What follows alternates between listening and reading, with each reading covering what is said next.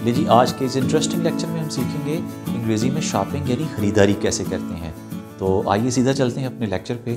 तो सबसे पहले आप जब दुकान या किसी शॉपिंग मॉल में दाखिल होते हैं और दुकानदार या सेल्स पर्सन की आपने तवज्जो लेनी हो तो उसके लिए आप क्या कह सकते हैं? Excuse me, do you work here?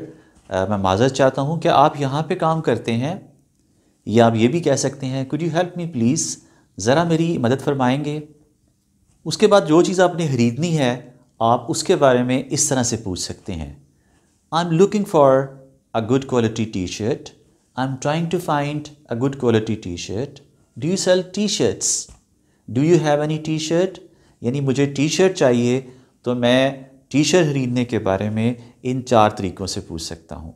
I am looking for a T shirt, I am trying to find a T shirt, do you sell T shirts और do you have any good quality T shirt.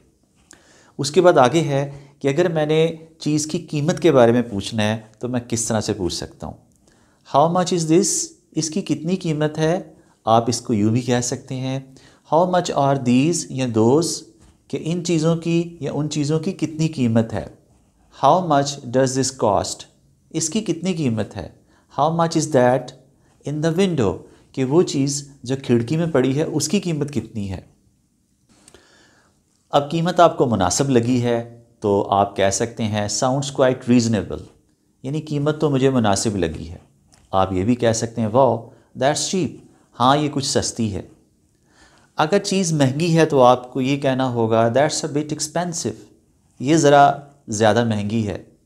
या आप ये भी कह सकते हैं that's a little over my budget, कि ये जो मैं बजट लाया हूँ साथ ये उससे थोड़ी ज़्यादा है। अच्छा, उसके बाद जब आप ख़रीदारी पर रज़ामंदी ज़ाहिर करें तो आप कहेंगे okay I will take it, कि मैं इसे लेना चाहूँगा, या I will take this one, या मैं ये वाली चीज़ को लेना चाहूँगा। उसके बाद आप फ़िटिंग के बारे में भी कह सकते हैं।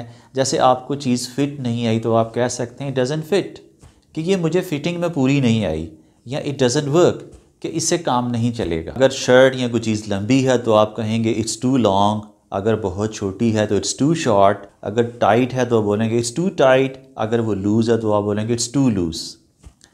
उसके बाद अगर आपने कम कीमत चीज़ के लिए इसरार करना है तो आप बोलेंगे have you got anything cheaper, कि आपके पास कोई इससे सस्ती चीज़ मौजूद नहीं है। या do you have something less pricey या लेस एक्सपेंसिव, कि आपके पास कोई ऐसी चीज़ नहीं है जो ज़रा कम कीमत हो। उसके बाद आप ये भी पूछ सकते हैं कि क्या ये चीज़ स्टॉक में है, do you have this item in stock, क्या स्टॉक में ये आइटम मौजूद है।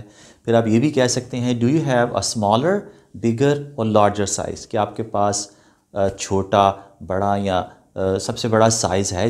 उसके बाद आप कलर के बारे में पूछ सकते हैं would you have this in another colour. आप गारंटी के बारे में पूछ सकते हैं does it come with the guarantee और वारंटी। उसको ट्राई करने के लिए आप पूछ सकते हैं कि वेयर इज़ द चेंजिंग और फिटिंग रूम, कि ट्राई रूम किधर है। या ये भी कह सकते हैं is there somewhere I can try it on, कोई ऐसी जगह जहाँ पे ये मैं ट्राई करके देख लूँ। उसके बाद आप ये भी कह सकते हैं कि डू यू या कैन यू डिलीवर, क्या आप इसे घर पे डिलीवर कर सकते हैं। उसके बाद आप उसकी रीफ़ंड पॉलिसी के बारे में पूछ सकते हैं do you have a refund policy, क्या ये रीफ़ंड हो जाएगी, चेंज हो जाएगी, वापस हो जाएगी। फिर आप पूछ सकते हैं क्या ये चीज़ सेल पे लगी हुई है, is this in the sale या इज़ इट ऑन सेल, क्या ये सेल पे है। उसके बाद पैकिंग करवाने के लिए आप उसे कह सकते हैं could you gift wrap that please, क्या आप इसे गिफ्ट रैप यानी गिफ्ट की शक्ल में पैक कर देंगे। अगर किसी चीज़ का वज़न करवाना हो तो आप कह सकते हैं where can I weigh my groceries, कि मेरी जो चीज़ें हैं जो मैंने सामान लिया है उसका मैं वज़न कहाँ पे करवा सकता हूँ। आपके पास क्रेडिट कार्ड है, आप चाहते हैं कि आप उसके ज़रिए पेमेंट करें तो आप कह सकते हैं do you take credit cards, क्या क्रेडिट कार्ड के ज़रिए मैं पेमेंट कर सकता हूँ। आपको रसीद चाहिए तो आप उसे पूछ सकते हैं कैन आई हैव अ रसीद, क्या रसीद मिलेगी। आपके पास कैश है तो आप कहेंगे I will pay in cash, कि मैं कैश में ही पे करूँगा। आपने कुछ चीज़ ली है एक वापस करना चाहते हैं तो आप ये कह सकते हैं I would like to return this one, कि ये मैं वापस करना चाहूँगा। और अगर आपको कोई कंप्लेन है तो आप कह सकते हैं I would like to make a complain. I hope आपको सही समझ आई होगी।